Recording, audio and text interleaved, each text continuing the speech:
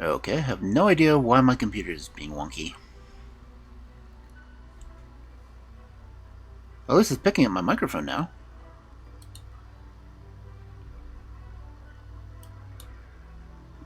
It's not letting me type.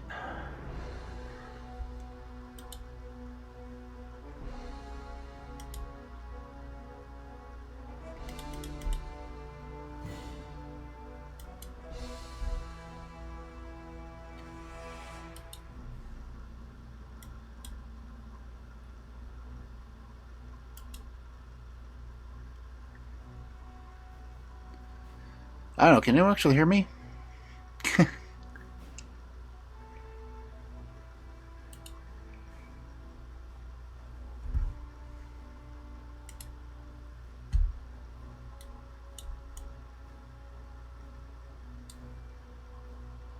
Or is it? I don't know. What the hell? I must be out of practice on this. I haven't even changed the title yet.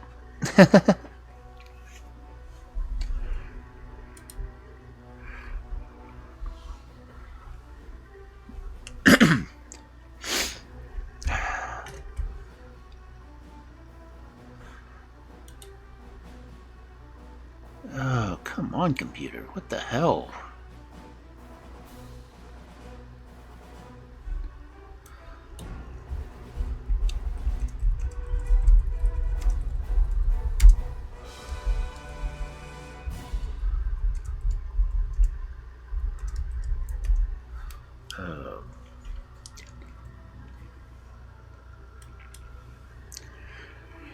I know, professional streamer.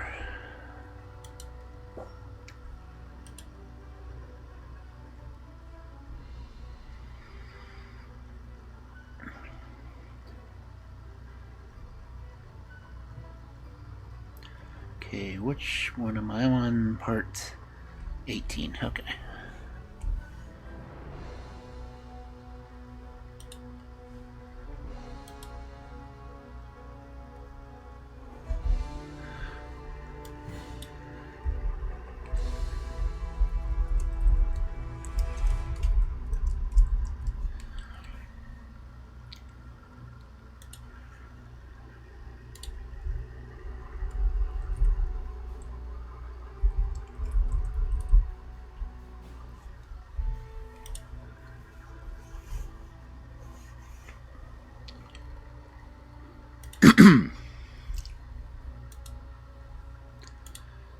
Yeah, somehow I'd get everything together here.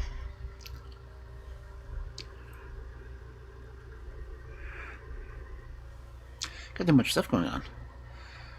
And this is why I don't prepare. Well, I don't have anything scheduled for, like, stream anniversary. Well, affiliate anniversary in 2 weeks, but yeah.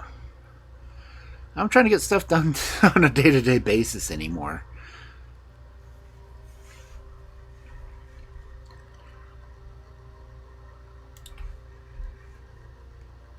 And as soon as I go live, Twitch starts acting up. YouTube Studio starts acting up.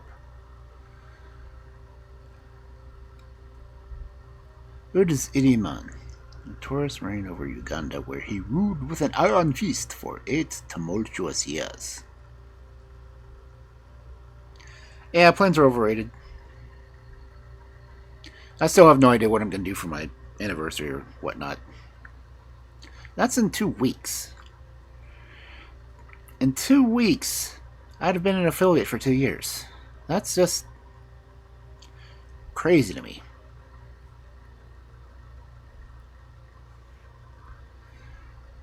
I mean, I just last minute remembered to log into all my stuff, so.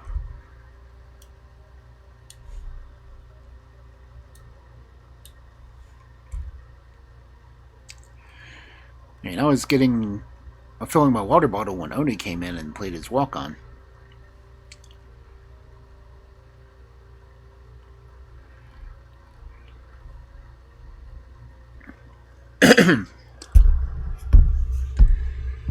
So strange to think that I've been professionally reading stories, I guess, for 2 years now.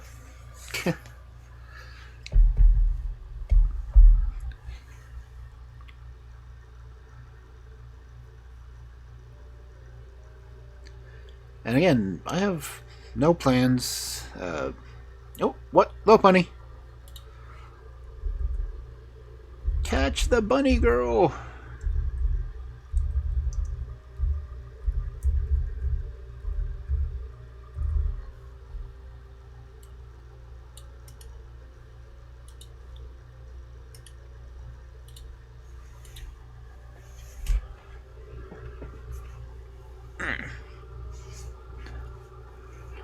Anyway.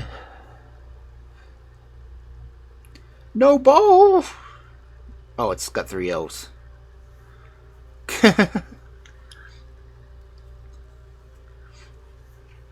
What?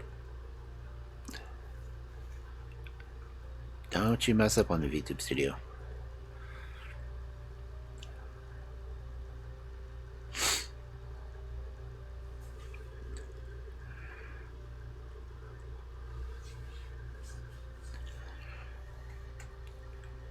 Flames falling across my thing.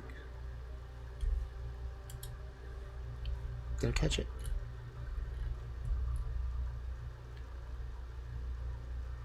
Found out you don't even have to wait for the results to see if you caught it. You can just scroll down and check the panel.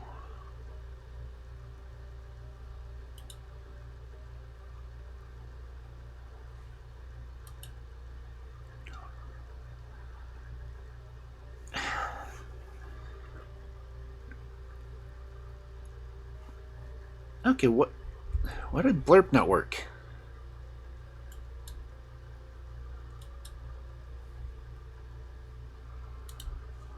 Blurpy, do not fail me too.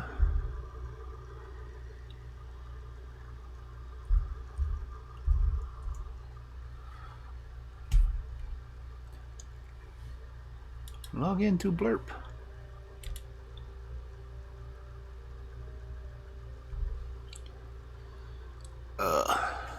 I've slept and eaten too much since the last time.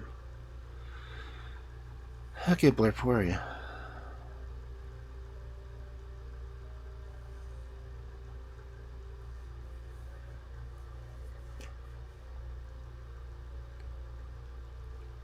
Man, nothing is working today.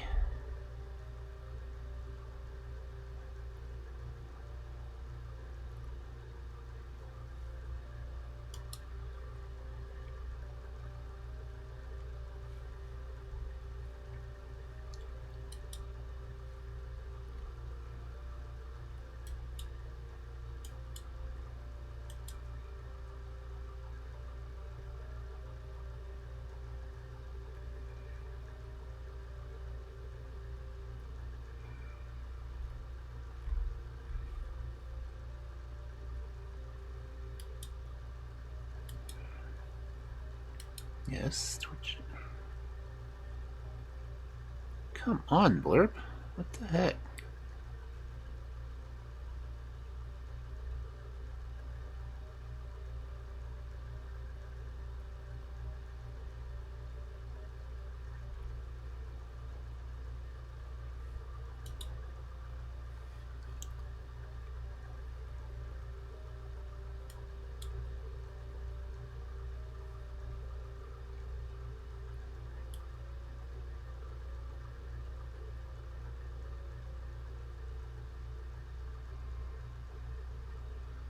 Alright, Sammy.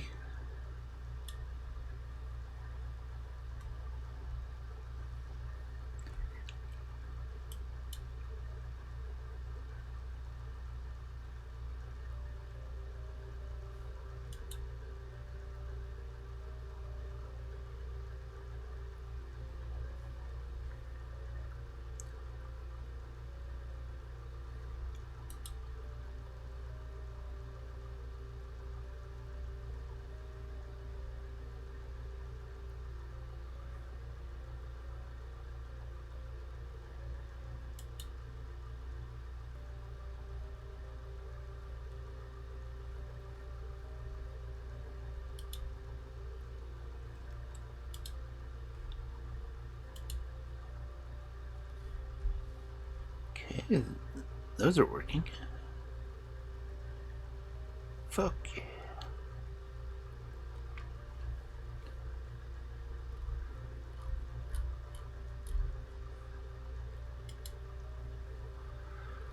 Okay.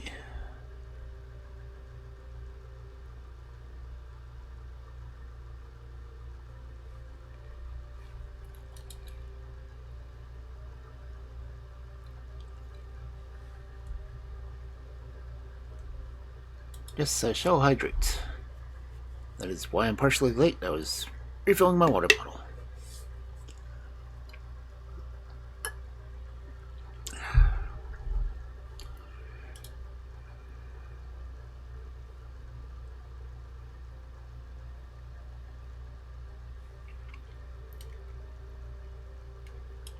I don't know why the alerts aren't working, though. That's weird.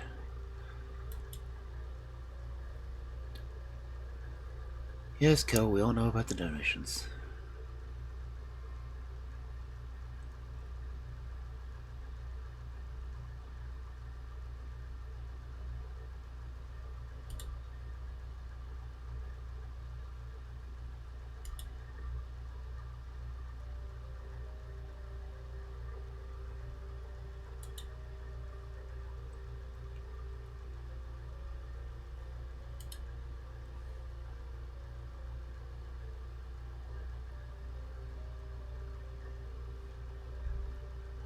Why is nothing playing?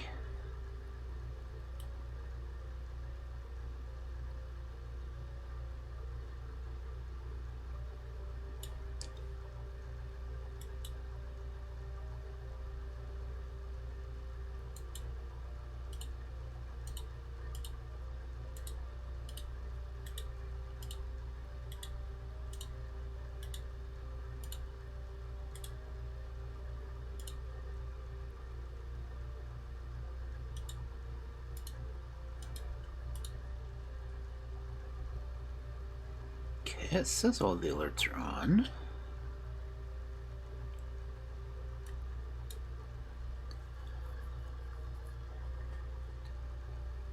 And it just tried to play something.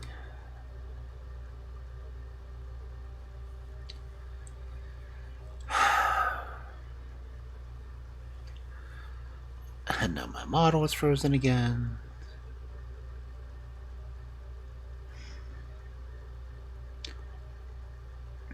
I just kind of heard a burst, but I didn't hear the whole thing.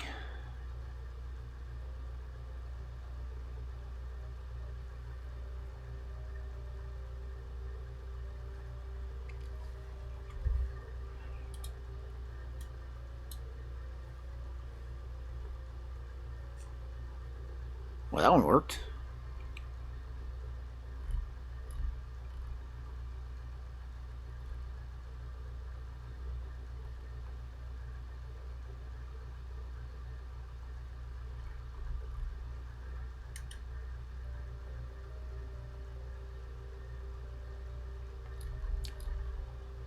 Maybe it's just OBS that's borked.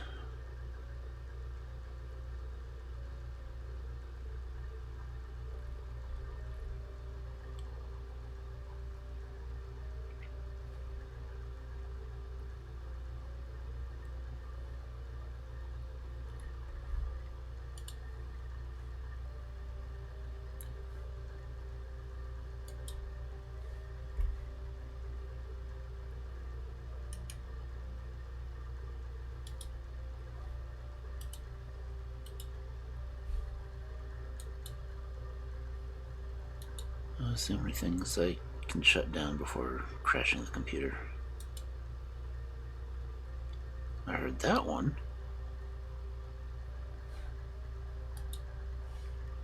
Okay.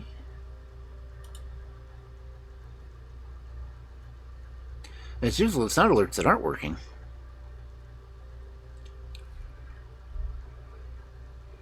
It's like my chat window on OBS isn't moving at all, but the one that's playing behind me is.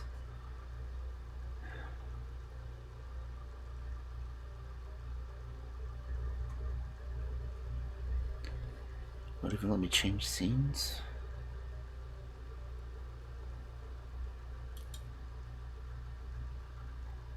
Oh, the scene changed.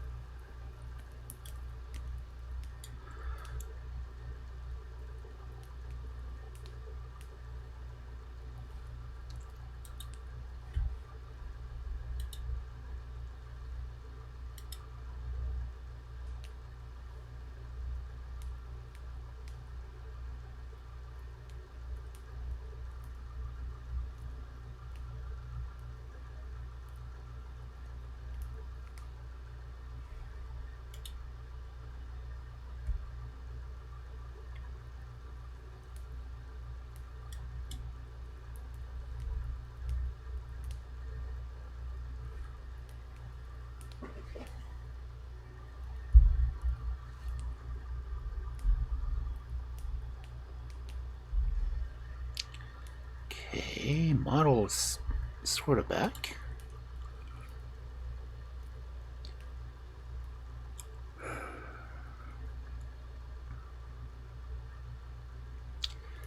Was back? Nope, maybe.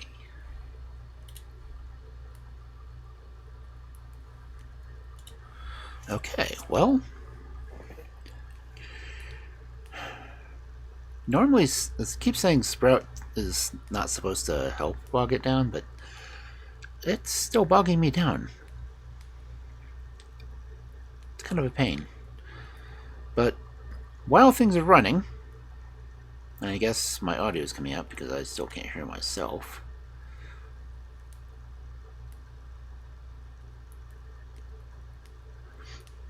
And it's picking up my auxiliary fan on my laptop.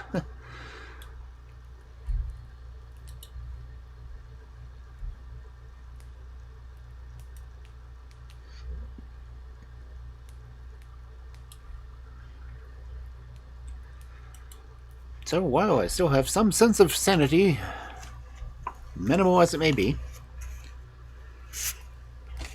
let's get into the stories. And hopefully we get something done.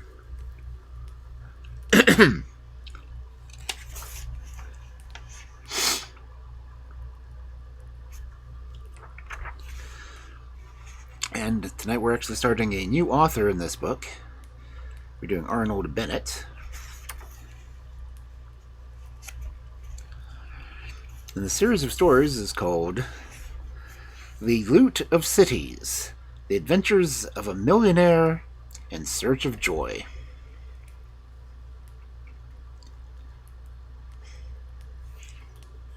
Because millionaires apparently can't find joy. Number 1. The Fire of London. You wanted on the telephone, sir? Mr. Bruce Bowering, Managing Director of the Consolidated Mining and Investment Corporation Limited, capital £2,001 shares, which stood at 27 6, turned and gazed querulously across the electric-lit spaces of his suburb private office at the confidential clerk who addressed him. Mr. Bowering, in shirt sleeves before a Florentine mirror, was brushing his hair with the solitude of a mother who has failed to rear most of her family. "Who is it?" he asked, as if that demand for him were the last straw but one. "Nearly 7 on Friday evening," he added, martyrized. "I think a friend, sir." The middle-aged financier dropped his gold-mounted brush and, wading through a pile of oriental carpet, passed into the telephone cabinet and shut the door. "Hello," he accosted the transmitter, resolved not to be angry with it. "Hello, are you there? Yes, I'm Bowering. Who are you?" The faint, inhuman voice on the receiver whispered in his ear. Click. I'm a friend." "What name?" "No name. I thought you might like to know that a determined robbery is going to be attempted tonight at your house at Lowndes Square. A robbery of cash and before 9 o'clock. I thought you might like to know." "Ah," said Mr. Browning in the transmitter. The feeble exclamation was all he could achieve at first, in the confined, hot silence of the telephone cabinet. The message, coming to him mysteriously out of the vast unknown of London, struck him with a sudden sick fear that perhaps his wondrously organized scheme might yet miscarry, even at the final moment. Why, that night of all nights!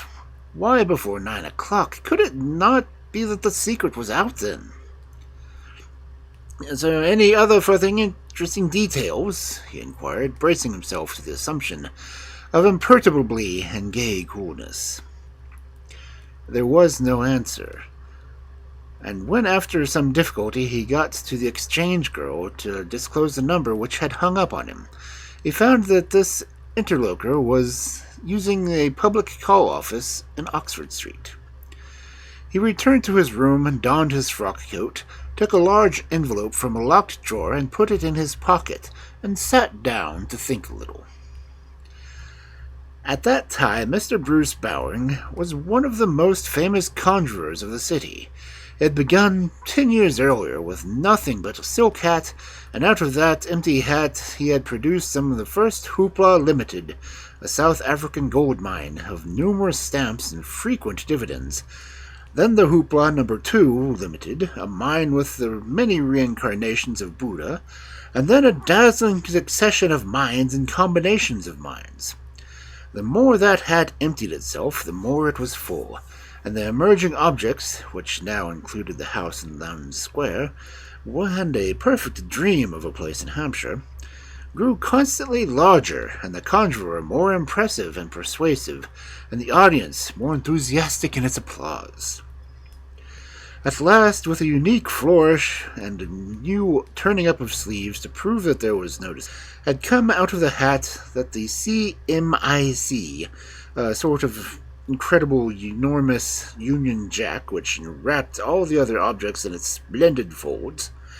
The shares of CMIC were affectionately known as a Khmer Circus as solids. They yielded handsome, though irregular dividends, earned chiefly by flotation and speculation. The circus believed in them, and in the view of the annual meeting of shareholders to be held on the following Tuesday afternoon, the conjurer in the chair and his hat on the table, the market price after a period of depression had stiffened. Mr. Bowring's meditations were soon interrupted by a telegram. He opened it, and it read, "Cook drunk again. Will dine with you in Devonshire, 7:30. Impossible here. Have arranged about luggage. Marie."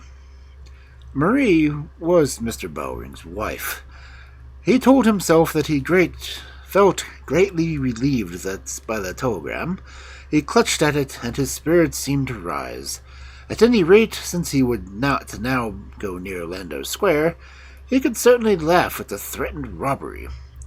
He thought what a wonderful thing Providence was, after all.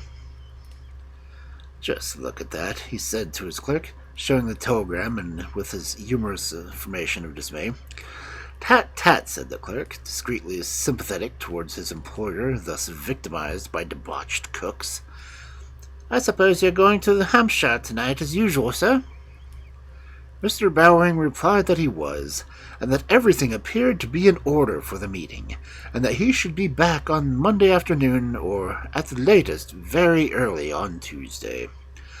Then, with a few parting instructions, and with that eagle glance around his room and into the circumjacent rooms which only a truly efficient head of affairs never omits on leaving business for the weekend, Mr. Bowring sedately yet magnificently departed from the noble registered offices of the CMIC. Why didn't Marie telephone instead of wiring, he mused, as his pair of greys whirled him and his coachman and his footman off to the Devonshire. Part 2. The Devonshire mansion, a bright edifice of 11 stories in the Foster and Dixie style, constructional ironwork by Homan, lifts by Waygood, decorations by Waring, and a terracotta by the Rood, is situate on the edge of Hyde Park. It is a composite building. Its foundations are firmly fixed in the tube railway. Above that comes the wine cellarage, and then the vast laundry, and then a row of windows scarcely level with the street, a sporting club, a billiard room, and a grill room, and a cigarette merchant whose name ends in Opulus. On the first floor of the renowned Devonshire Mansion Restaurant. Anyways, in London there is just one restaurant where, if you are entirely a correct person, you can get a decent meal. The place changes from season to season, but there is never more than one of it at a time. This season it happened to be the Devonshire. The chef of the Devonshire had invented tripe suppers, tripes à la mode de Caen, and these suppers, 6 and 7, had been the rage. Consequently, all entirely correct people fed as a matter of course at the Devonshire, since there was no other place fit to go to. The vogue of the restaurant favorably affected the vogue of the 9 floors of furnished suites above the restaurant. They were always full, and the heavenward attics where the servants took off their smart liveries and became human held much wealth. The vogue of the restaurant also exercised a beneficial influence over the status of the Kit Kat Club, which was a cock and hen club with the latest pattern and had its house on the 3rd floor.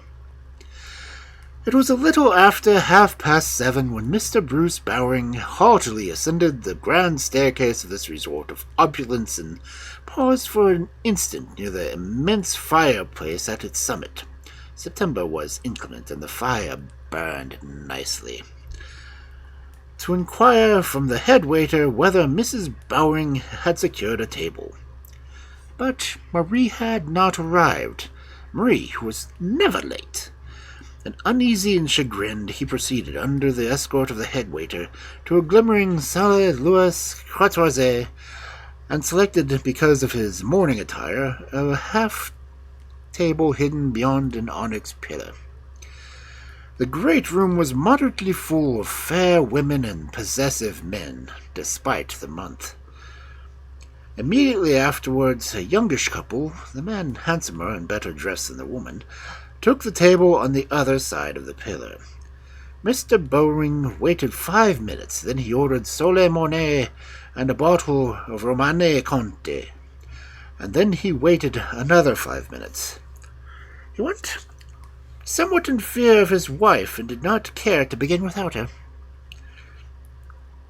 "Can't you read?" It was a youngish man at the next table, speaking in a raised voice to a squinting lackey with a telegraph form in his hand. Solids, my friend. Sell solids to any amount. Tomorrow and Monday. Got it? Well, send it off at once." "Quite clear, my lord," said the lackey, and fled. The youngish man gazed fixedly but absently at Mr. Bowring, and seemed to see him through the tapestry behind. Mr. Bowring, to his own keen annoyance, reddened, partly to conceal the blush, and partly because it was 7:45, there was a train to catch. He lowered his face and began upon his soul. A few minutes later the lackey returned, gave some change to the youngish man, and surprised Mr. Bowring by advancing towards him and handing him an envelope which bore on its flap a legend, Kit Kat Club.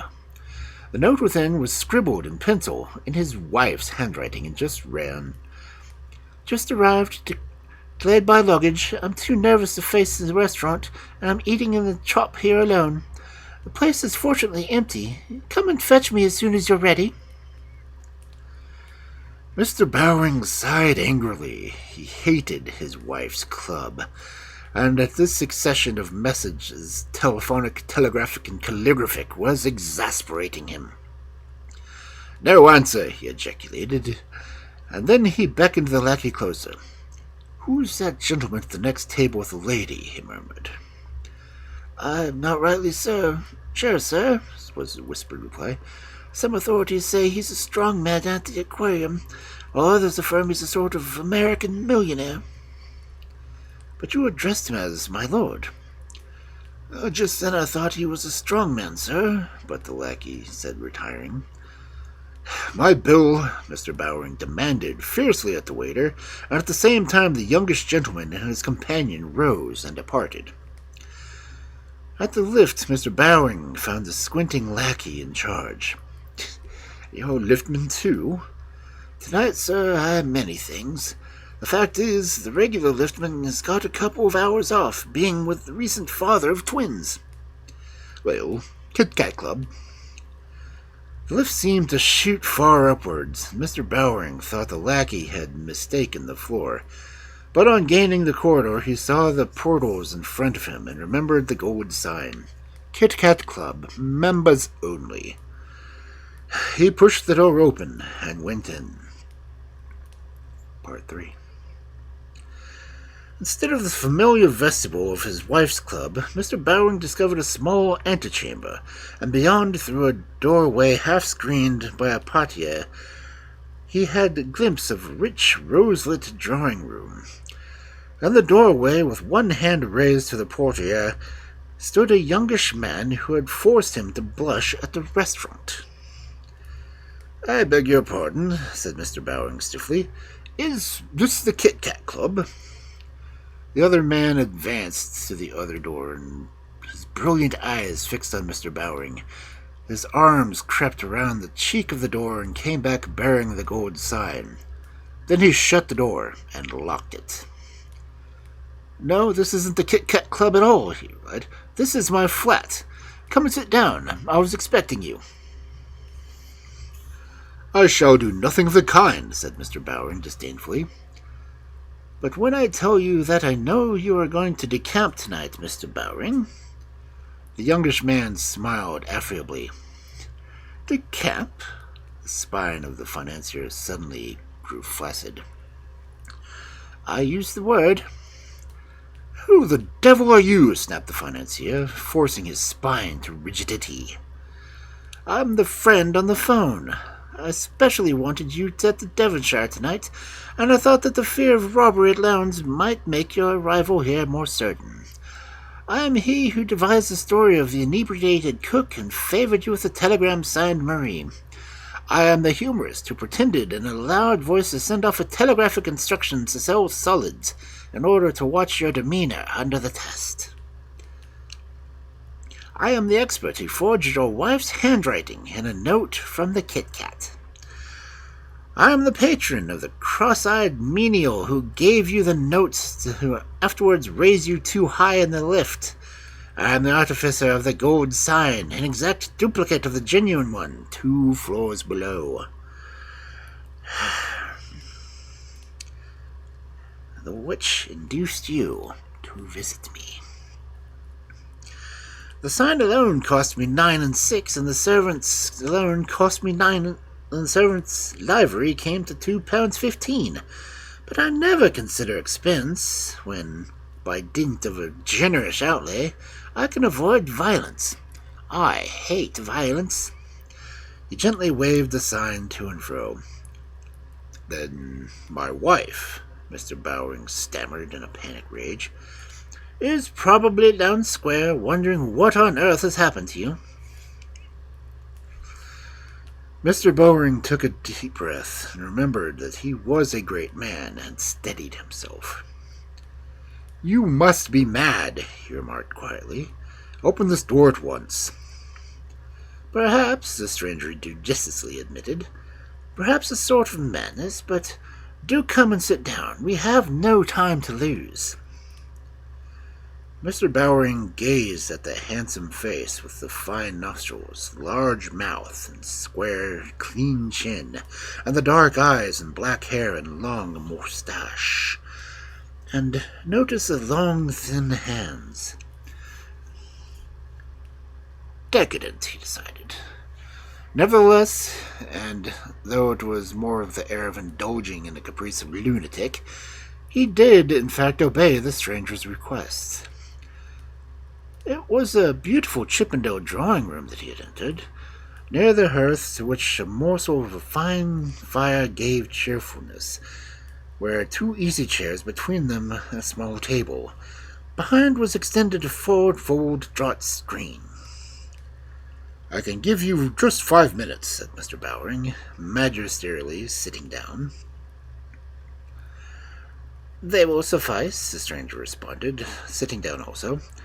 "You have in your pocket, Mr. Bowring, probably your breast pocket, 50 Bank of England notes for £1,000 each, and a number of smaller notes amounting to another 10,000.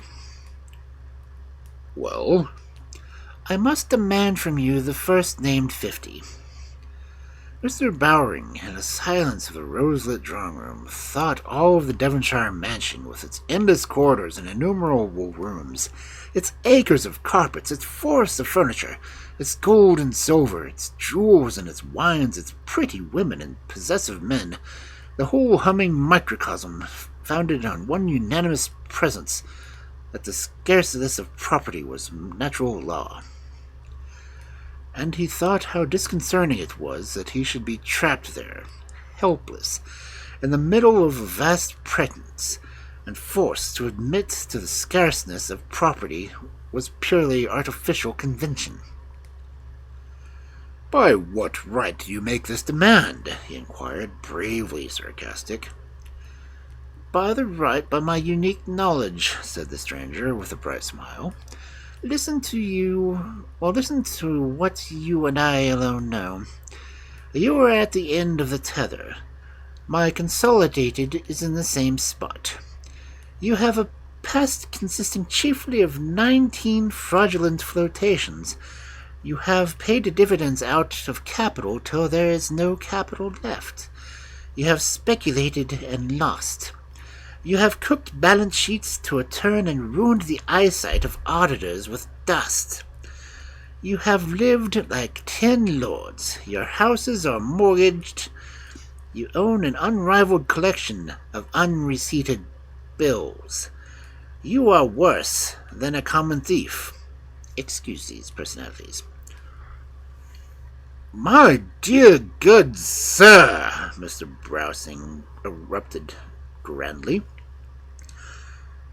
"permit me, what is more serious, your self-confidence has been gradually deserting you, at last perceiving that some blundering person was bound to put his foot through the brittle shell of your ostentation and tread on nothing, and foreseeing yourself an immediate future consisting chiefly of Holloway, you have, by a supreme effort of your genius, borrowed £60,000 a bank from the CMIC scrip for a week, And you have arranged, you and your wife, to melt into thin air.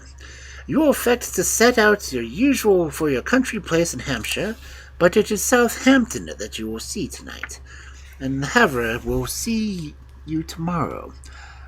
You may run over Paris to change some notes, but by Monday you will be on your way to, frankly, I don't know where, perhaps Montevideo. Of course, you take the risk of extradition, but the risk is preferable to the certainty that awaits you in England. I think you will elude extradition.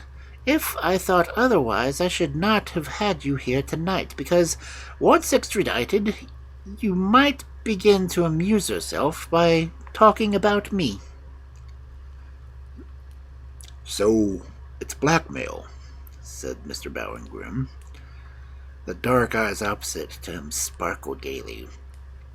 "It desolates me," the youngish man observed, "to have to commit you to the depth of only 10,000, but really not less than 50,000 will requite me from the brain tissue which I have expended on the study of your interesting situation." Mr. Bowing consulted his watch. "Come now," he said luskily. "I'll give you 10,000. I flatter myself that I can look facts in the face, and so I'll give you 10,000. "My friend," answered the spider, "you are a judge of character. Do you honestly think I don't mean precisely what I say to sixpence? It is 8:30. You are, if I may be allowed to remark, running rather fine." "And suppose I refuse to part," said Mr. Bowring, with reflection. "What then?" "I've confessed to you that I hate violence. You would therefore leave this room unmolested, but you wouldn't step off the island." Mr. Bowring scanned the agreeable features of the stranger. Then, while his lifts were ascending and descending, and the wine was sparkling, and the jewels flashing, and the gold clinking, and the pretty women being pretty, and in all 4 quarters of the Devonshire, Mr. Bruce Bowring, in the silent parlor, counted out 50 notes on the table. After all, it was a fortune, and a little pile of white on the crimson polished wood. "Bon voyage," said the stranger. "Don't imagine that if I do not feel sympathy for you. I am. You have only been unfortunate. Bon voyage."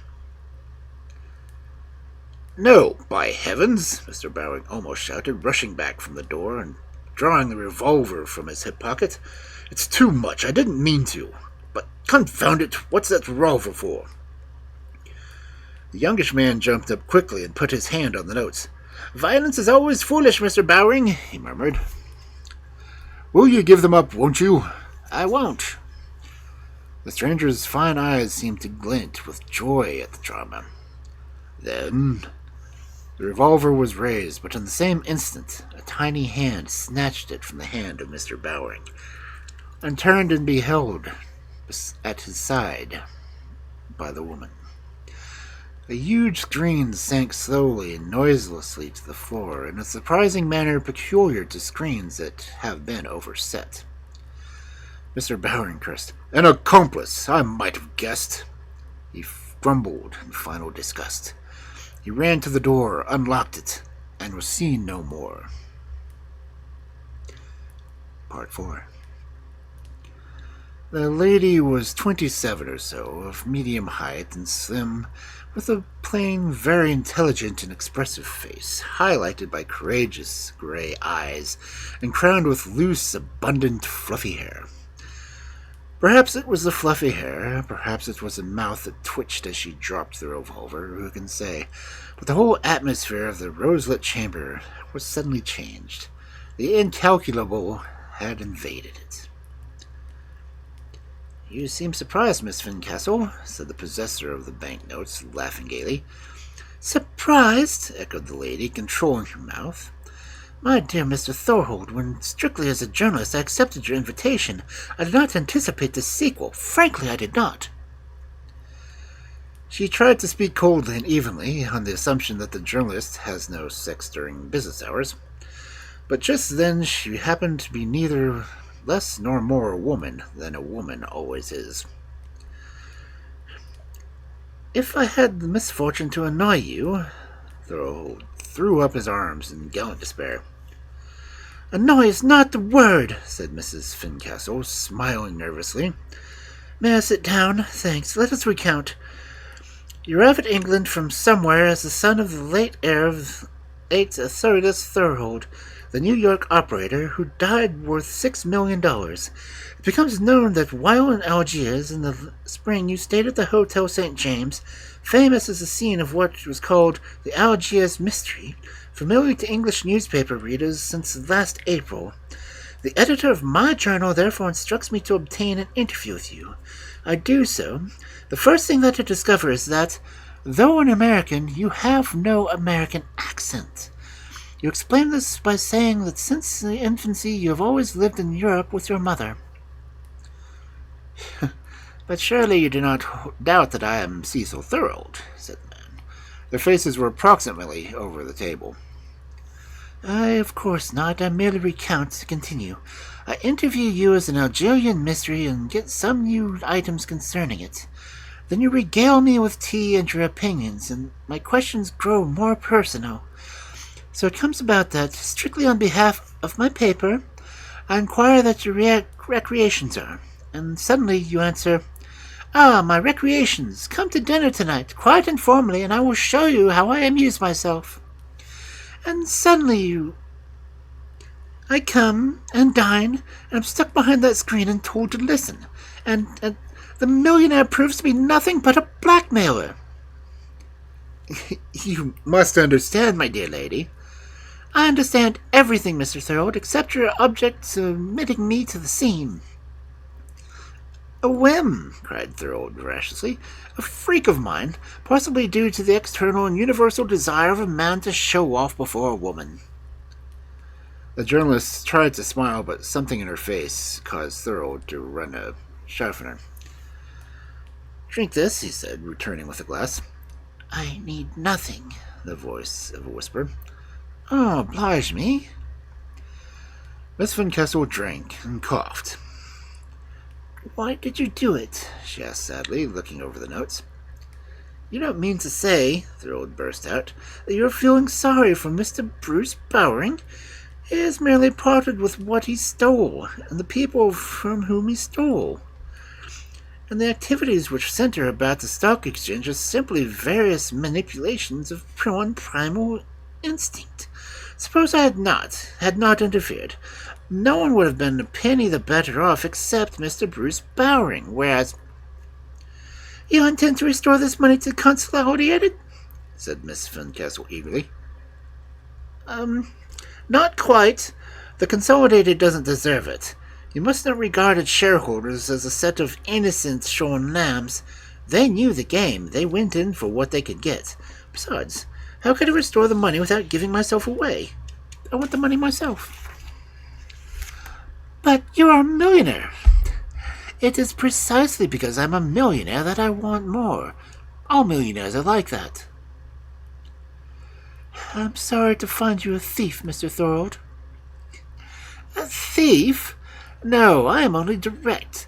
I only avoid the middleman. At dinner, Miss Fincastle, you displayed somewhat advanced views about property, marriage, and the aristocracy of brains. You said that labels were for the mere stupid majority, and that the wise majority examined the ideas behind the labels. You label me as a thief, but examine the idea, and you will perceive that you might as well call yourself a thief. Your newspaper every day suppresses the truth about the city, and it does so in order to live. In other words, it touches the pitch it precipitates in the game. Today it has a 50-line advertisement for a false balance sheet of the Consolidated, at 2 shillings a line. That £5, part of the loot at Great City, will help to pay you for your account of our interview this afternoon.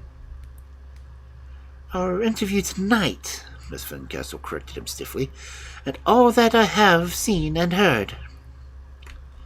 At these words she stood up, and as Cecil Thorogood gazed at her, his face changed. I shall begin to wish, he said slowly, that I had deprived myself of the pleasure of your company this evening. You might have been a dead man had you done so, Miss Fincastle retorted, and observing his blank countenance, she touched the revolver. Have you forgotten already? She asked tartly. Of course it hasn't been loaded, he remarked. Of course I had seen to that earlier the day. I'm not such a bungler. Then I didn't save your life? You forced me to say that you did not, and to remind you that you gave me your word not to emerge from behind the screen. However, seeing the motive, I can only thank you for that lapse. The pity is that hopelessly it compromises you. Me? Exclaimed Miss Fincastle. You. Can't you see that you're in on it, in on this robbery? To give the thing a label. You were alone with the robber. You secured the robber at a criminal moment. Accomplice, Mr. Bowring himself said. My dear journalist, the episode of the revolver, empty though as the revolver was, seals your lips. Miss Fincastle laughed rather hysterically, leaning over the table with her hands on it. My dear millionaire, she said rapidly, you don't know what's new journalism to which I have the honor to belong. You would know it better if you had lived in New York. All I had to announce is that, compromised or not, a full account of this affair will appear in my paper tomorrow morning. No, I shall not inform the police. I am a journalist simply, but a journalist I am. And you give your promise, which you gave me before going behind the screen, your solemn promise that you would reveal nothing. I was loath to mention it. Some promises, Mr. Thorold. It is a duty to break, and it is my duty to break this one. I should never have given it had I had the slightest idea of the nature of your recreations. Thorold still smiled, though faintly. Really, you know, he murmured, this is getting just a little serious. It is serious, she stammered. And then Thorold noticed that the new journalist was softly weeping. Part 5. The door opened. Miss Kitty Satyrus, said the erstwhile liftman, who was now in plain clothes and had mysteriously ceased to squint. A beautiful girl, a girl who had remarkable loveliness and was aware of it, one of the prettiest women in Devonshire, ran impulsively into the room and caught Miss Fincastle by the hand. My dearest Eve, why are you crying? What's the matter? Lecky, said Thurhold aside to the servant, I told you to admit no one. The beautiful blonde turned sharply to Thurhold. I told him I wished to enter, she said imperiously, half closing her eyes. Yes, that was it. The lady wished to enter. Thurhold bowed. That was sufficient, he said. That will do, Lecky. Yes, sir. But I say, Lecky, next time when you address me publicly, try to remember that I am not in the peerage. The servant squinted. Certainly, sir, as he retired. Now we are alone, said Miss Sartorius. Introduce us, Eve, and explain.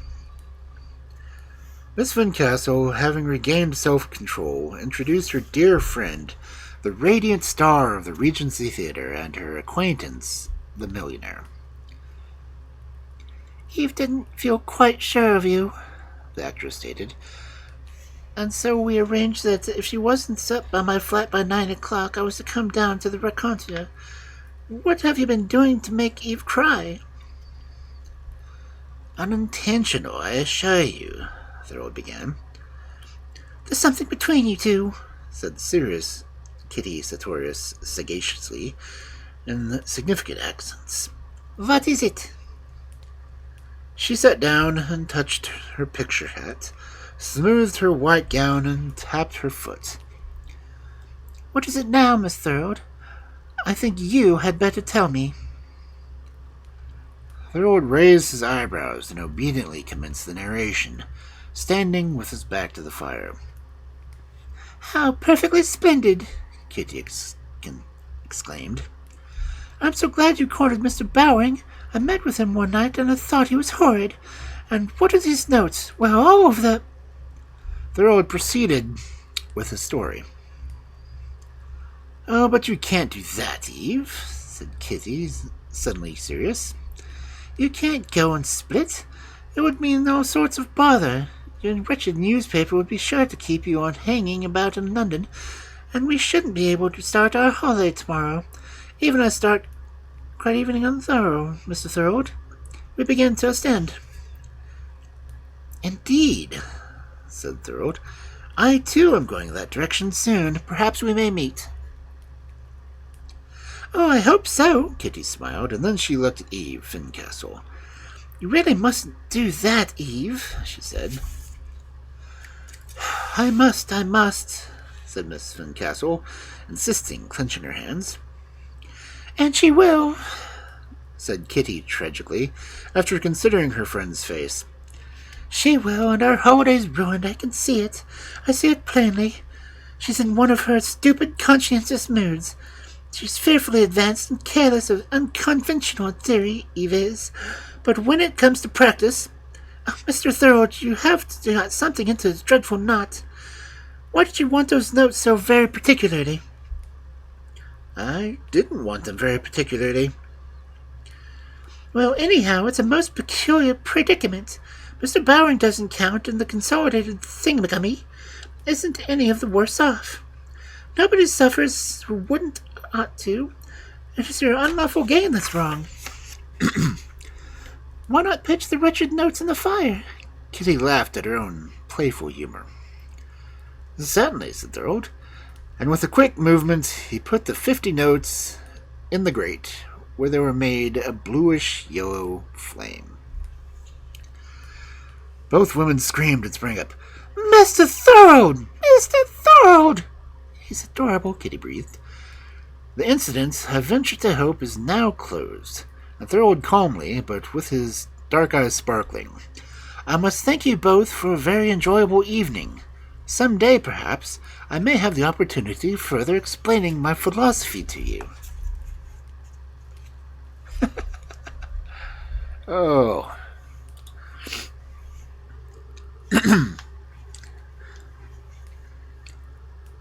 That's an interesting story.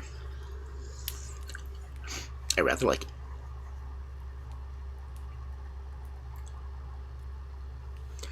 But we're about to hit ads, so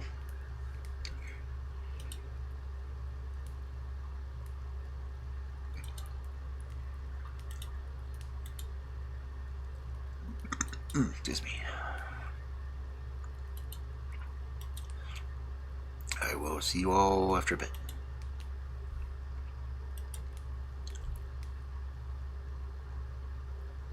Maybe, if I can get things working. Yeah, this one. Yes, I will hydrate.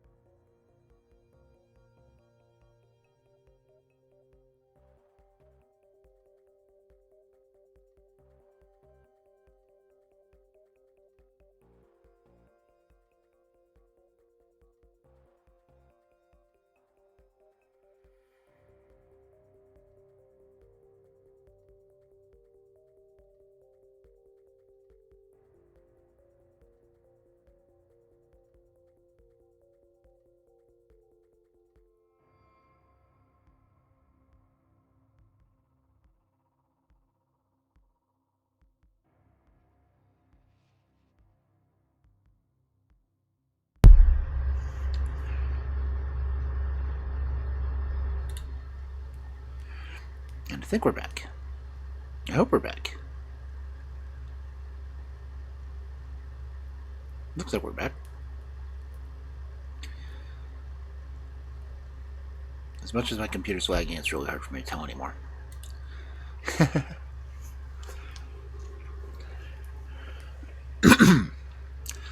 But welcome back anyway. Ads claim to be over. Ouch. Oh. maybe they are? Okay, yeah, they're right. None of the timers on Twitch are working, and with the way my internet's lagging on it, it's really hard to tell. But welcome back anyway. I hope you got a good stretch in and hydrated and whatnot.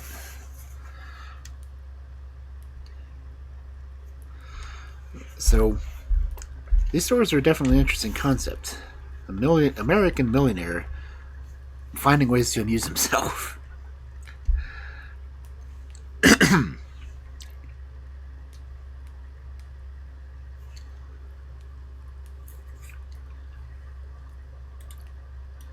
I guess if you're going to do it one way, stealing from criminals is probably a good way.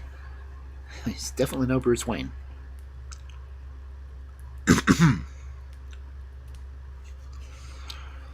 So, into our second story. If I can stop coughing, let me get another drink real quick. Okay. Story number 2. A comedy on the Gold Coast. It was 5 o'clock in an afternoon in mid-September, and a couple of American millionaires, they abounded that year, did millionaires, sat chatting together on the wide terrace which separates the entrance to the carousel from the promenade. Some yards away, against the balustrade of the terrace, on the natural, unconsidered altitude of one to whom short frocks are a matter of history, certainly but very recent history, stood a charming and imperious girl. You could see that she was eating chocolate while meditating upon the riddle of life. The elder millionaire glanced at the very pretty woman, within a few exceptions only of the girl. But his companion seemed to be intent on counting the girl's chocolates. The immense crystal dome on the Curacao dominated the Gold Coast, and on either side of the great building were stretched out in a straight line of hotels, restaurants, and cafes, the shops, the theaters, the concert halls, and the pawnbrokers of the city of pleasure, Ostend. At one extremity of that long array of ornate white architecture, which resembled the icing on a bride's cake more than the roofs of men, was the palace of a king, and the other were the lighthouse and the railway signals which guided into the city the continuously arriving cargoes of wealth, beauty, and desire. In front, the ocean, grey and lethargic, idly beats in the little genteel foam on the promenade for some wetting of pink feet in stylish bathing costumes. And after a hard day's work, the sun, by arrangement with the authorities during August and September, was setting over the sea exactly opposite the superb portals of the Curacao. The younger of the millionaires was Cecil Thorold. The other was a man 55 or so, was Simeon Ranshore, father of the girl at the balustrade and president of the famous Dry Goods Trust of exciting memory. The contrast between the two men, alike only in extreme riches, was remarkable. Cecil, still youthful, slim, dark, languid of movement, with delicate features, eyes almost Spanish and an accent of purest English, and Ranshore, with a nasal twang, his snout frame, his rounded, bluish-red chin, and little eyes of that demeanor of false briskness which, by means of aging men, seek to prove themselves that they are as young as ever they were. Simeon had been a friend and opponent of Cecil's father's. In former days, those twain had victimized each other for colossal sums. Consequently, Simeon had been glad to meet the son of his dead antagonist, and in less than a week of Ostend repose, despite a fundamental disparity of temperament, the formidable president and of the Europeanized wanderer had achieved a sort of intimacy, an intimacy which was about to be intensified. The difference between you and I is this, Cecil said. You exhaust yourself by making money among men who are all bent on making money, in a place specifically set apart for that purpose. I amuse myself by making money among men who have made or inherited money and are bent on spending it in places specifically set apart for that purpose. I take people off their guard. They don't precisely see me coming. I don't rent an office and put up a sign, which is the equivalent to announcing that the rest of the world had better look out for itself. Our codes are the same, but it is not my way more original and diverting. Look at this place. Half of the wealth of Europe is collected here. The other half is in travel. The entire coast reeks of money. The sands are golden with it. If only put in your hand so. So, ejaculated Ranshaw quizzically. How so? Show me. That would be telling. I guess you wouldn't get much of the truth out of Simeon, not as much as your father did. Do you imagine I should try? Said Cecil gravely. My amusements are always discreet. But you confess you're often bored. Now, on Wall Street, we are never bored. Yes, Cecil admitted. I embarked on these enterprises mainly to escape boredom. You ought to marry, said Ranshaw pointedly. You ought to marry my friend. I have a yacht. No doubt, and she's a beauty, and feminine too, but not feminine enough. You ought to marry. Now, Mr. Ranshaw paused. His daughter had suddenly ceased to eat chocolates and was leaning over the balustrade in order to converse with a tall young man whose fair, tanned face and white hat overtopped the carved masonry and were thus visible to the millionaires. The latter glanced at one another and then glanced away, each slightly self-conscious. I thought Mr. Lowry had left, said Cecil. He came back last night, Ranshaw replied curtly, and he leaves again tomorrow night. Oh, then it's a match after all, Cecil ventured. Who says that? Was Simeon's sharp inquiry. The birds of the air whisper it. One heard it at every corner 3 days ago. Ranshaw turned his chair a little toward Cecil's. You'll allow I ought to know something about it, he said. Well, I tell you it's a lie. I'm sorry I mentioned it, Cecil said, apologized. Not at all, said Simeon, stroking his chin. I'm glad you did, because now you can just tell all the birds of the air direct from me that this particular case there isn't going to be the usual alliance between the beauty and dollars of America and the aristocratic blood of Great Britain. Listen right here, he continued confidently, like a man whose secret feelings have been inconvenienced him for several hours. This young spark, mind, I have nothing against him. Asked me to consult in his engagement with Geraldine. I tell him that I intend to settle $500,000 on my daughter, and that the man who she marries must cover that $500,000 with another. He says he has 1,000 a year of his own, pounds, just nice for Geraldine's gloves and candy, and that he is the heir of his uncle, Lord Lowry, and that there is an entail, and this Lord Lowry is very rich, very old, and very unmarried. But that, also being very peculiar, he won't come down with any money.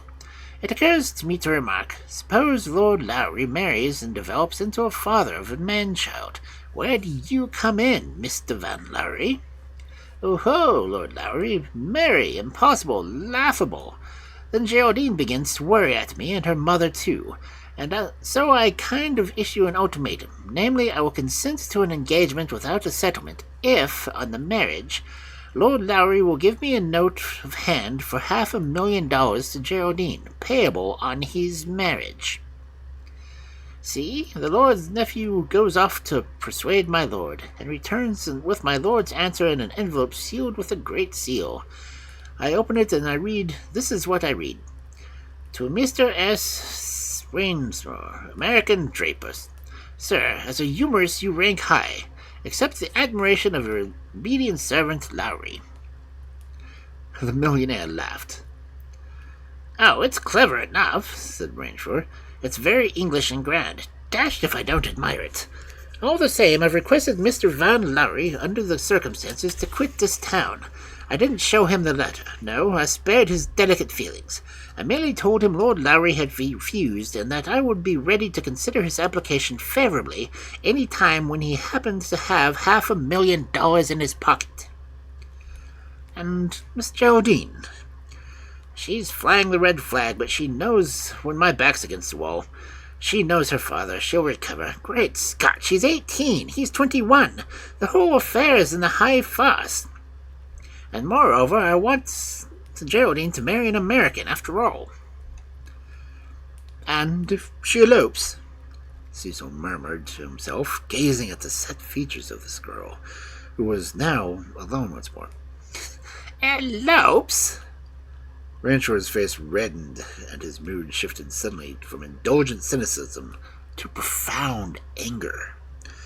Cecil was amazed at the transformation until he remembered to have heard long ago that Simeon himself had eloped. "It was just a fancy that flashed into my mind," Cecil smiled diplomatically. "I should let it flash out again if I were you," said Ranshaw with a certain grimness. And Cecil perceived the truth of the maxim that the parent can never forgive his own fault in his children. Part 2. "You've come to sympathize with me," said Geraldine Ranshaw calmly, as Cecil, leaving the father for a few moments, strolled across the terrace towards the daughter. "In my honest, kindly face it gives me away," he responded lightly. "But what am I to sympathize with you about?" "You know that," said the girl briefly. They stood together near the balustrade, looking out over the sea into the crimson eye of the sun, and all the afternoon activities of Ostend were surging around them, the muffled sound of musical instruments from within the carousel, the shrill cries of late bathers off the shore, the toot of the tramway horn to the left and the roar of the siren to the right, and everywhere the ceaseless hum of an existence at once gay, feverish, and futile. But Cecil was conscious of nothing but the individuality by his side. Some women, he reflected, are older than 18, than they are 38, and Geraldine was one of those. She happened to be very young and very old at the same time. She might be immature, crude, even gawky in her girlishness, but she was just then in the first flush of mentality, realizing the absolute independence of human spirit. She had force, and she was also the enterprise to act on it. As Cecil glanced at her intelligent, expressive face, and thought of her playing with life just like a child plays with a razor. "You mean," he inquired, "I mean that father has been talking about me, do you? I could tell in his eyes." "Well?" "Your directness unnerves me," he smiled. "Pull yourself together then, Mr. Thorold. Be a man." "Will you let me treat you as a friend?" "Why, yes," she said, "if you'll promise not to tell me I'm only 18. "I am incapable of such rudeness," Cecil replied. "A woman as old as she feels. You feel at least 30, therefore you are at least 30. This being understood, I am going to suggest, as a friend, that if you and Mr. Val Lowry are perhaps pardonably contemplating any extreme step." "Extreme step, Mr. Thorold?" "Anything rash." "Are we supposed to be?" Geraldine demanded, raising her chin scornfully and defiantly and dangling her parasol. "I should respectfully and confidentially advise you to refrain. Be content to wait, my dear middle-aged woman.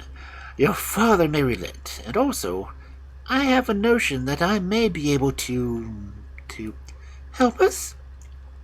Possibly." "You are real good," said Geraldine coldly. "But what gave you the idea that Harry and I were meaning to—" Something in your eyes, your fine, daring eyes. I read you as you read your father, you'll see. Well then, Mr. Thorold, there's something wrong with my fine, daring eyes. I'm just the last girl in all America to do anything rash. Why, if I did anything rash, I'm sure I would feel ever afterwards as if I wanted to be excused off of the very face of the earth. I'm that sort of girl.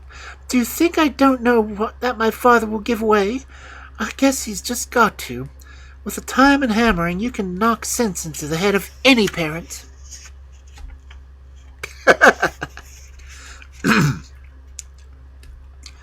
I apologize, said Cecil, both startled and convinced.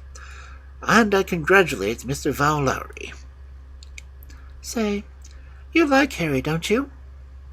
Oh, very much. He's the ideal type of Englishman. Geraldine nodded sweetly.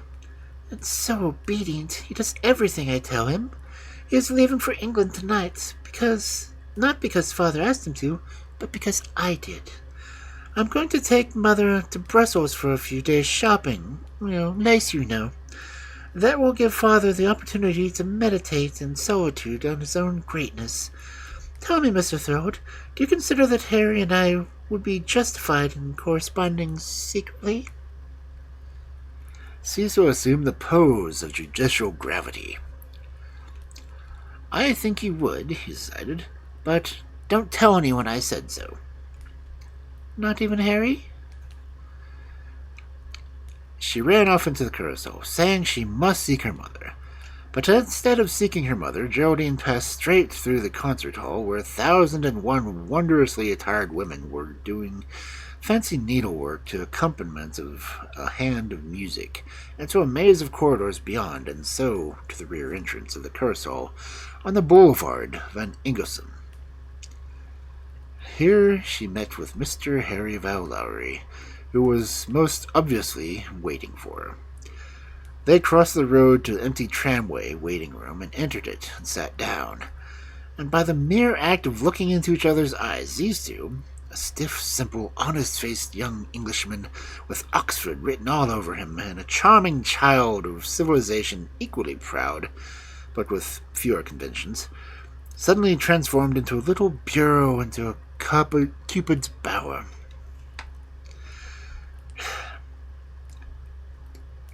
Just as I thought, you darling boy, Geraldine began to talk rapidly. Father's the least bit of this world scared, and when he's scared he's bound to confide in someone, and he's confided in that sweet Mr. Thorold.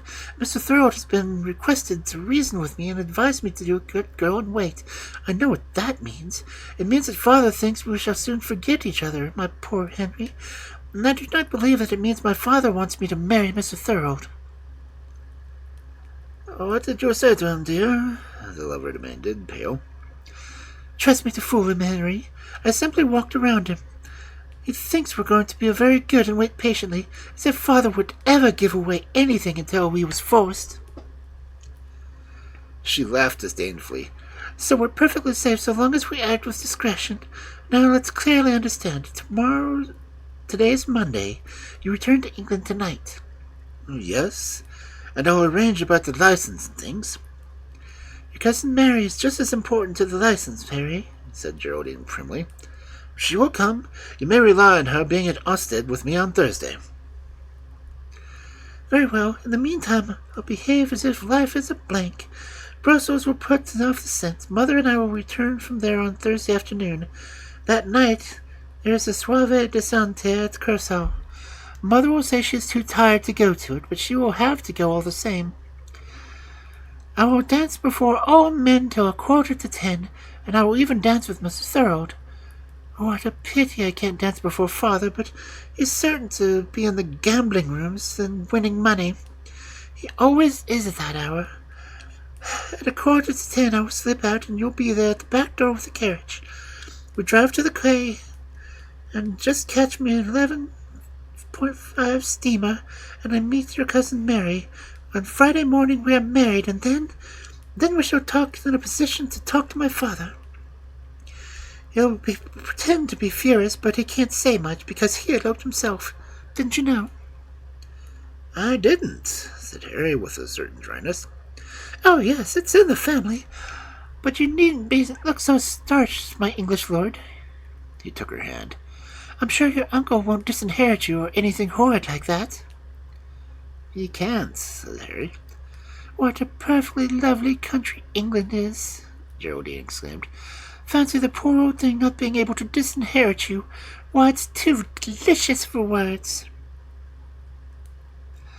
And for some reason or other, he kissed her violently.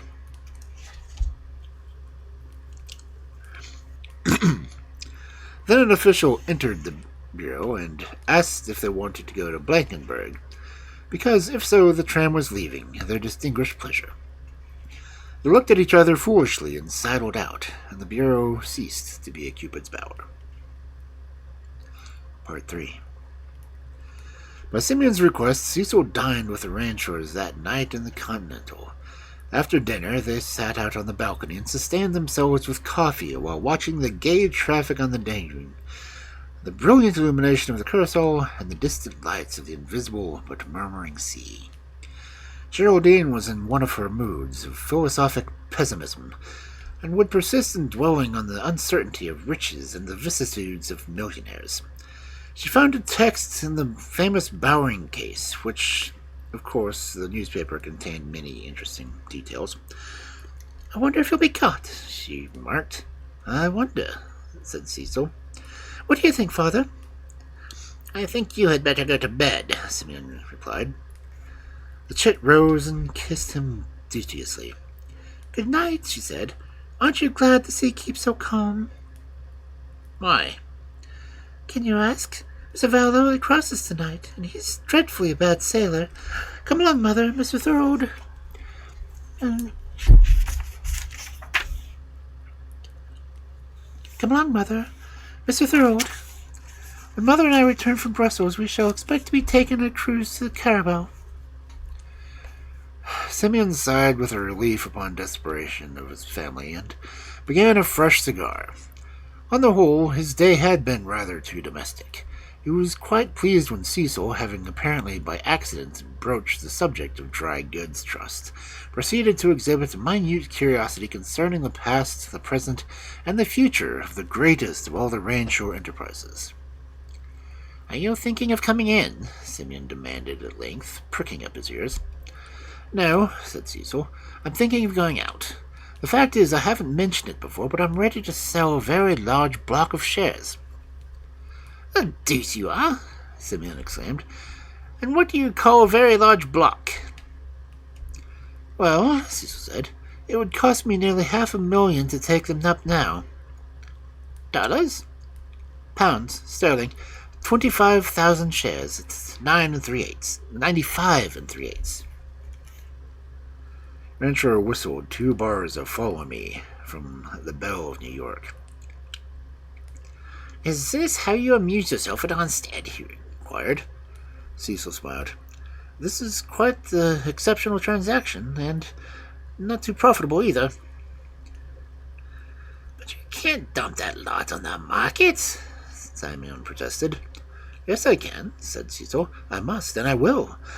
There are reasons, but you yourself wouldn't be care to handle it, I suppose." The president of the trust pondered. "I'll handle it at 93 3/8, he answered quietly. "Oh, come, that's dropping 2 points, said Cecil, shocked. "A minute ago you were prophesizing a further rise." Ranchore's face gleamed out momentarily of the darkness as he puffed his cigar.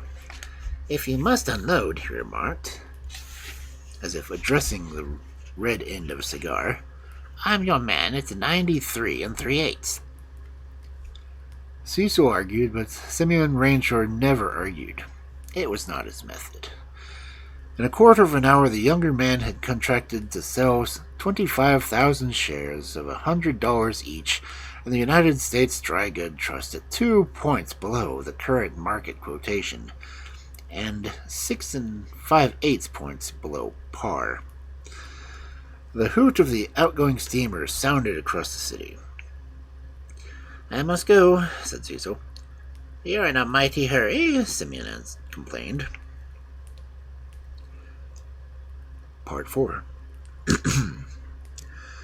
5 minutes later, Cecil was in his own rooms at the Hotel de Plague. Soon there was a discreet knock at his door. "Come in, Necky," he said. It was the servant who entered, the small, thin man with very mobile eyes and of no particular age, who in various capacities and incarnations was now a liftman, now as a financial agent, and now as, no matter what, assisted Cecil in his diversions. "Mr. Val Lowry really did go by the boat, sir." "Good. Have you given directions about the yacht?" "The affair is in order." "And you've secured one of Mr. Rainshaw's Homburg hats?" "It is in your dressing room. There was no mark of indication on it, so in order to smooth the difficulties of the police when they find it on the beach, I have taken the liberty of writing Mr. Ranch's name on the lining." "A kindly thought," said Cecil. "You'll catch a special GSN steamer direct for London at 1 a.m. That will get you into town before 2 o'clock tomorrow afternoon. Things have turned out as I expected. I have nothing else to say to you, but before leaving me, perhaps you had better repeat your instructions." "With pleasure, sir," said Lecce. "Tuesday afternoon, I call the Cloak Lane and intimate that we want to sell dry goods shares. I ineffectually try to conceal a secret cause for alarm, and I am gradually to disclose the fact that we are very anxious indeed to sell really a lot of dry goods shares in a hurry. I permit myself to be pumped, and the information is wormed out of me that Mr. Simeon Rancher has disappeared, as possibly lately committed suicide, but that at present no one is aware of this except ourselves. I express doubts to the soundness of the trust, and I remark that the unfortunateness of his disappearance so soon after the lamentable tragic panic connected with the lately vanished Bruce Bowing and his companies. I send our friends on change with orders to see that they get to you and to report. I then go to Birchen Lane and repeat the performance there without variation. Then I call the city office of the Evening Messenger and talk privately to the despondent Vane with the financial editor concerning the trust. But I breathe not a word as to Mr. Rainshaw's disappearance. Wednesday morning, the rotten dry goods has set sharply, but I am now very foolishly disposed to haggle about the selling price. Our friends urge me to accept what I can get, and I leave them saying I must telegraph you. Wednesday afternoon, I see a reporter at the Morning Journal just to let out that Mr. Ranshaw has disappeared. The Journal will wire to Ostend for confirmation, which confirmation it will receive. Thursday morning, the bottom is knocked out of the price of dry goods shares. Then I have to call on our other friends at Throgmorton Street and tell them to buy. In London, New York, Paris, and everywhere. Go in peace, said Cecil. If we are lucky, the price will drop to 70. Part 5. I see, Mr. Thorold, said Geraldine Ranger, that you are about to ask me for the next dance, and it is yours. You are the queen of diverseness, Cecil replied, bowing. It was precisely 9:30 on Thursday evening, and they had met in a corner of the pillared and balconied Salle de Danse, in the carousel behind the concert hall. The slippery, glittering floor was crowded with dancers, the men in ordinary evening dress, the women very variously attired, save that nearly all wore picture hats. Geraldine was in a white frock, high at the neck, with a large hat of black velvet, and amidst the brilliant, multicolored, light-hearted throng, lit by a blaze of the electric chandeliers, and swayed by the irresistible melody of the Doctrinen waltz, the young girl, simply dressed as she was, easily held her own. So you've come back from Brussels, Cecil said, taking her arm and waist. Yes, we just arrived on time for dinner. But what have you been doing with Father? We've seen nothing of him. Ah, Cecil said mysteriously. We've gone on a little voyage like you, and you've only just returned. And the Clarabelle? He nodded. You might have waited, she pouted. Perhaps you shouldn't have liked it. Things happened, you know. Why, what? Do tell me. Well, you left your poor father alone, and he was moping all day on Tuesday. So Tuesday night, I had the happy idea of going out with him on the yacht to witness a sham night attack on the French Channel Squadron on Calais. I caught your honored parent just as he was retiring to bed, and we went. He was only too glad, but we hadn't been left in the harbor much more than an hour and a half when our engines broke down. What fun! At night, too? Yes, wasn't it? The shaft was broken, so we didn't see much of the night attack at Calais. Fortunately, the weather was all that the weather ought to be when a ship's engines break down. Still, it took us over 40 hours to repair. Over 40 hours!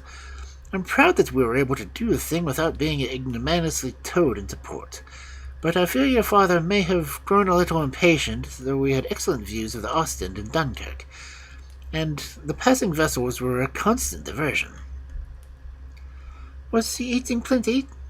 Geraldine asked simply. Oh, ample. Father wouldn't really mind. When did you land? About an hour ago. Your father did not expect to see you tonight, I fancy. He dressed and went straight to the tables. He has to make up for that lost night, you see. They danced in the silence for a few moments, and then suddenly Geraldine said, Well, excuse me, I feel tired. Good night. The clock under the orchestra showed 17 minutes to 10. Instantly, he inquired. Instantly, and the girl added with a hint of mischief in her voice as she shook hands. I look on you as quite a friend since our little talk. You will excuse me for this abruptness, won't you? He was about to answer when a sort of commotion arose near behind them. Still holding her hand, he turned to look. Why, he said, it's your mother. She must be unwell. Mrs. Ranshore, stout and robed, as always, in tight, sumptuous black, sat among a little bevy of chaperons. She held a newspaper in trembling hands and was an utter succession of staccato oh-ohs. With everyone in the vicinity gazed at her with alarm. Then she dropped the paper and, murmuring, Simeon's dead, sank gently into the polished floor just as Cecil and Geraldine approached. Geraldine's first instinctive move was to seize the newspaper, which was the day's Paris edition of the New York Herald. She read the headlines in a flash. Strange disappearance of Simeon Ranshore. Suicide feared. Takes advantage of his family's absence. Heavy drop in dry goods. Shares at 72 and still falling. Part 6. My good Rebecca, I assure you that he's alive. This was Mr. Ranshore's attempt to calm the hysteric sobbing of his wife, who had recovered from her short swoon with a little retreat of the person who had told Tachenice's picture cards and French novels between the main corridor and the reading rooms. Geraldine and Cecil were also in the tiny chamber. As for this, Simeon continued, kicking the newspaper, it's a singular thing that the man can't take a couple days off without upsetting the entire universe. What should you do in my place, Thorold? This is the fault of your shaft. I should buy dry goods shares, said Cecil. And I will. There was an imperative knock at the door. The official police entered. Monsieur Ranshore? The same.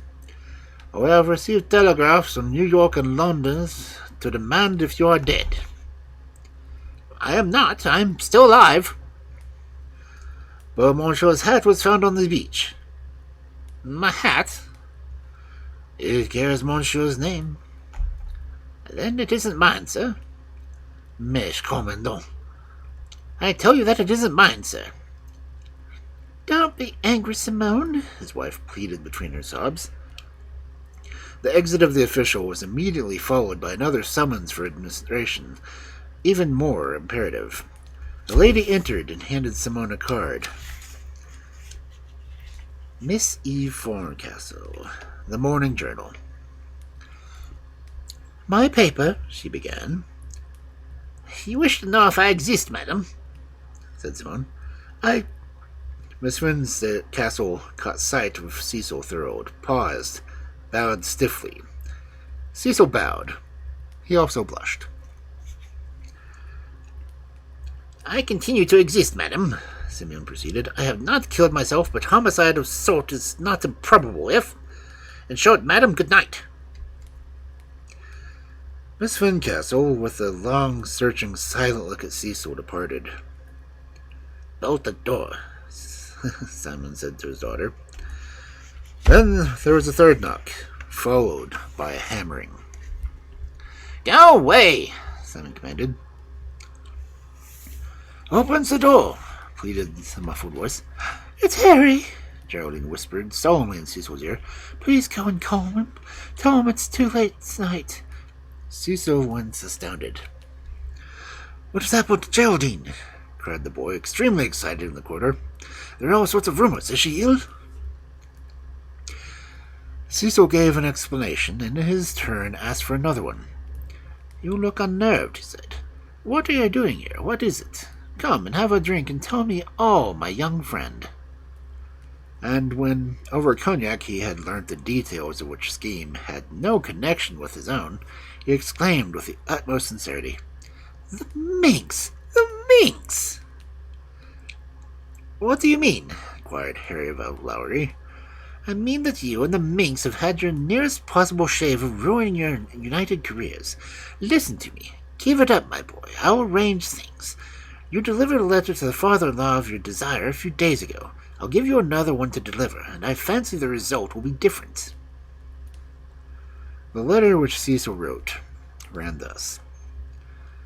Dear Ranger, I enclose a check for £100,000, since part of the gold that can be picked up on the Gold Coast by putting one's own hand out. So, you observe that it is dated the day after the next settling day of the London Stock Exchange. I contracted on Monday to sell you 25,000 shares of a certain trust at 93 3/8. I did not possess the shares then, but my agents have today bought them for me at the average price of 72. I stand to realize, therefore, more than $500,000. The round $500,000 Mr. Van Lowry happens to bring to you in his pocket. You will not forget to promise to him that when he did so, you would consider his application favorably. I wish to make no profit out of the little transaction, but I will venture to keep the balance for out-of-pocket expenses, such as mending the Claribel shaft. How convenient it was to have a yacht that will break down when required. The shares will doubtless cover in due course, and I hope the reputation of the trust may not suffer, and that, for the sake of old times with my father, you will regard this episode with its proper light and bear me no ill will. Yours sincerely, C. Thorold. The next day, the engagement of Mr. Harry Nigel Selincourt Lowry and Miss Geraldine Rainshaw was announced on 2 continents. Oh. Kind of like this guy. Ugh. I don't think I'll be able to get a third story out tonight. Which I guess is fine, right? We started late. If we'd started on time, I'd probably be able to get a third story. But, yeah. Considering the length of these stories, I don't think I would. But they were really interesting. Millionaire boy plays with money to help people, sort of. Oh yeah, I like this dieting.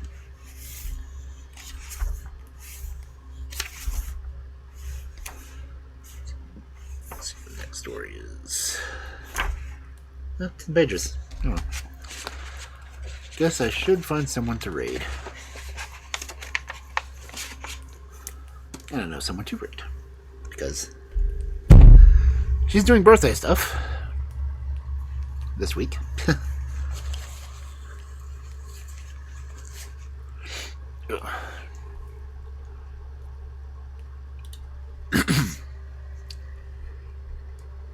Come on, change scenes. There we go. Notice I'm gradually getting Christmas decorations out. Put that over there again.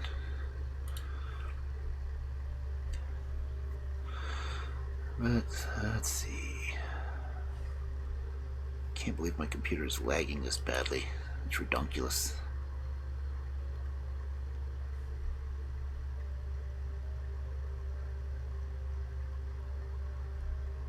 But again, thank everyone for coming out. Thank you for lurking and listening to me telling weird stories about millionaire playboys, apparently. If Kel will be so nice as to put up the red messages, because I can't think of a new one to type.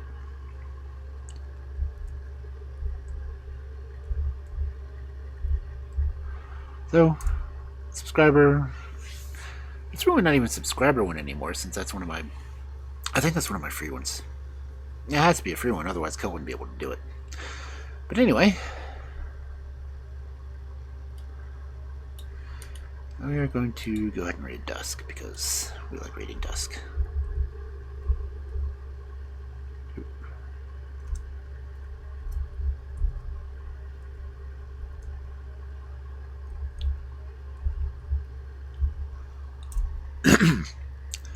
So again, I hope everyone has a wonderful night. We'll hopefully be doing fairy tales tomorrow. Hopefully. So I will see you then. If I don't see you, well, there's always the VODs, right? Right. Anyway, good night. Say your prayers. I don't know if you can hear my spoken word. Forget Understand that or not? to include everyone. Yeah, well. Tuck you in, warm within, keep you free from sin, till the Sandman he comes. Sleep with one eye open, gripping your pillow tight.